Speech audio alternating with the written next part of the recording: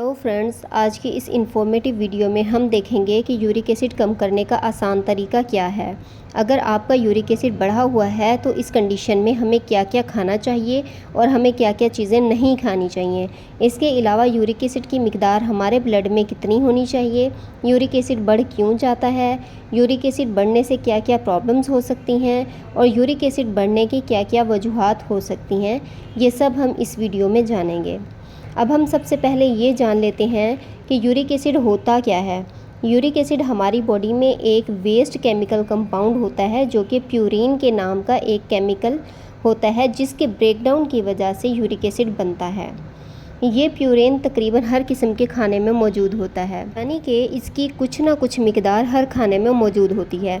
कुछ ऐसी चीज़ें जिनमें प्यूरिन की मिकदार ज़्यादा होती है और कुछ ऐसी चीज़ें होती हैं कि जिनमें प्यूरिन की मिकदार कम होती है। जब हम ये ज़्यादा प्यूरिन वाली खुराक खा लेते हैं और जब ये खाना या खुराक डाइजेस्ट हो जाती है तो इसमें मौजूद प्यूरिन यूरिक एसिड में कन्वर्ट हो जाता है। हमारी बॉडी में मौजूद यूरिक एसिड किडनी के ज़रिए फ़िल्टर होकर यूरिन के थ्रू बाहर निकल जाता है।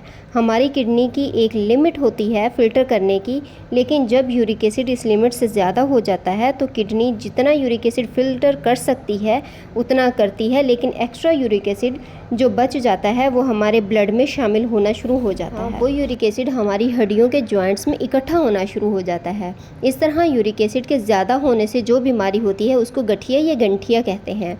इस बीमारी में यूरिक एसिड हमारे घुटनों में, टखनों में, उंगलियों के जॉइंट्स वगैरह में या जोड़ों में क्रिस्टल की शक्ल में जमा होना शुरू हो जाता है, जिसकी वजह से जोड़ों में दर्द होना शुरू हो जाता है, इन्फ्लेमेशन हो जाती है यानी कि सोजिश होना शुरू हो जाती है और इसके साथ साथ किडनी स्टोन भी हो सकता है। हमारे ब्लड में यूरिक एसिड की मिकदार कितनी है इसका पता लगाने के लिए ब्लड यूरिक एसिड टेस्ट किया जाता है, जिसको सीरम यूरिक एसिड टेस्ट भी कहा जाता है। ये टेस्ट RFT के साथ भी करवाया जाता है, लेकिन कुछ डॉक्टर ये यूरिक एसिड टेस्ट अलग से भी करवा सकते हैं। इस टेस्ट की जो प्राइस है वो तकरीबन 300 से 450 के लगभग होती है। रिपोर्ट आपको सेम डे मिल जाती है। ये टेस्ट आप खाना खाए बगैर यानी कि फास्टिंग में भी करवा सकते हैं और खाना खाने के बाद यानी कि रैंडम में भी करवा सकते हैं। अब अगर हम नॉर्मल रेंज की बात करें तो इसकी मिकदार 7.0 होती है। इसी तरह अगर 7 से कम होगी तो ये यूरिक एसिड नॉर्मल माना जाएगा, लेकिन अगर 7 से ज़्यादा होती है तो फिर हम कहेंगे कि इस पेशेंट को यूरिक एसिड है। इसी तरह अगर यूरिक एसिड ज़्यादा होगा तो इस सूरत में हमारी बॉडी में डिफरेंट सिम्टम्स ज़ाहिर होंगे, जैसा कि हाथों और पैरों के जॉइंट्स में दर्द होगा, जैसा कि घुटनों में, टखनों में, हाथों की उंगलियों के जोड़ों में या फिर पैरों की उंगलियों में, उंगलियों के जोड़ों में दर्द होगा, जोड़ों में स्टिफनेस महसूस होगी, जोड़ सूज जाएंगे और इसके साथ साथ इन जोड़ों में स्वेलिंग हो जाएगी और इस स्वेलिंग की वजह से रेडनेस हो जाएगी। इसके अलावा चलते हुए परेशानी होगी, चलने से एड़ियों में दर्द होगा, घुटनों में दर्द होगा या फिर इसके अलावा किडनी स्टोन भी हो सकता है। ये सब के सब यूरिक एसिड बढ़ने की अलामात होती हैं। इन सिम्टम्स में जोड़ों में दर्द और सोजिश हो सकती है, चलने में दुश्वारी का सामना हो सकता है।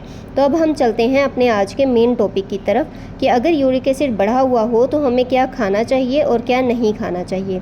इस वीडियो में आगे बढ़ने से पहले आप सबसे रिक्वेस्ट है कि अगर आपको हमारी ये वीडियो अच्छी लगी है तो इस वीडियो को लाइक कर दें और अपने फ्रेंड्स के साथ व्हाट्सएप ग्रुप में ज़रूर शेयर कर दीजिएगा। और अगर आप हमारे चैनल पर नए हैं तो इस चैनल को ज़रूर सब्सक्राइब कर दीजिएगा और साथ बेल आइकन का बटन भी दबा दीजिएगा। और इसके अलावा अगर आपको कोई सवाल हो तो कमेंट सेक्शन में आप हमें कमेंट करके पूछ सकते हैं। तो अब हम ये देख लेते हैं कि अगर यूरिक एसिड बढ़ा हुआ है तो हमें क्या नहीं खाना चाहिए और क्या खाना चाहिए।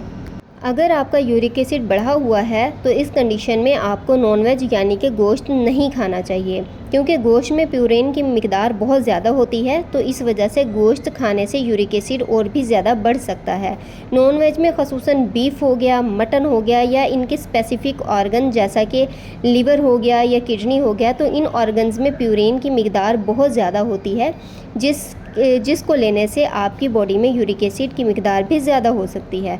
तो इस वजह से हमें गोश्त खाने से अवॉइड करना चाहिए ताकि हमारे ब्लड में यूरिक एसिड की मिकदार बढ़ ना सके। बीफ, मटन के अलावा सी फूड में भी प्यूरिन की मिकदार ज़्यादा होती है, जैसा कि टूना हो गया या सालमन हो गया, इन सब में प्यूरिन की मिकदार ज़्यादा होती है। तो इसी वजह से हमें नॉनवेज बिल्कुल अवॉइड करना चाहिए, नॉनवेज हमें नहीं खाना चाहिए ताकि आपका यूरिक एसिड लेवल जो है वो ज़्यादा ना हो सके। इसके अलावा अल्कोहल लेने से भी यूरिक एसिड बढ़ सकता है। और इसके अलावा हम सब्ज़ियों की बात करें तो सब्ज़ियां जिनमें प्यूरिन की मिकदार ज़्यादा होती है इनसे भी अवॉइड करना चाहिए, जैसा कि पालक हो गई, गोभी हो गई, पत्ते वाली गोभी भी और फूल वाली गोभी, दोनों में प्यूरिन की मिकदार बहुत ज़्यादा होती है। मटर हो गए या फलियां हो गई, इनमें प्यूरिन की मिकदार काफ़ी ज़्यादा होती है। तो इन सब को लेने से यूरिक एसिड बढ़ सकता है, क्योंकि इन सब्ज़ियों में प्यूरिन की मिकदार बहुत ज़्यादा होती है। इसलिए अगर आपका यूरिक एसिड बढ़ा हुआ है तो आपको इन सब चीज़ों से अवॉइड करना चाहिए। अब हम जान लेते हैं कि अगर हमारा यूरिक एसिड बढ़ा हुआ है तो फिर हम यूरिक एसिड को कैसे कम करेंगे, यानी कि यूरिक एसिड को कम करने के लिए हमें क्या क्या खाना चाहिए। खट्टे यानी कि तुरश फल खाने चाहिए या फिर सब्जियां खाने से हमारा यूरिक एसिड कम हो सकता है, जैसा कि माल्टा हो गया, लीमू हो गया, संतरा हो गया या आंवला हो गया। तो ये फल आपको ज़्यादा से ज़्यादा खाने चाहिए ताकि आपका यूरिक एसिड कम हो सके, क्योंकि ये यूरिक एसिड को अपने साथ अटैच करके यूरिन के थ्रू हमारी बॉडी से बाहर निकालता है। 8 से 10 गिलास पानी पीना चाहिए डेली बेसिस पर, क्योंकि आप जितना पानी पिएंगे उतना ज़्यादा यूरिक एसिड आपकी बॉडी से फ्लश आउट होगा, इसलिए पानी ज़्यादा से ज़्यादा पीना चाहिए। इसके अलावा आप कॉफ़ी का भी इस्तेमाल कर सकते हैं, क्योंकि कॉफ़ी पीने से आपका यूरिक एसिड कम हो जाता है।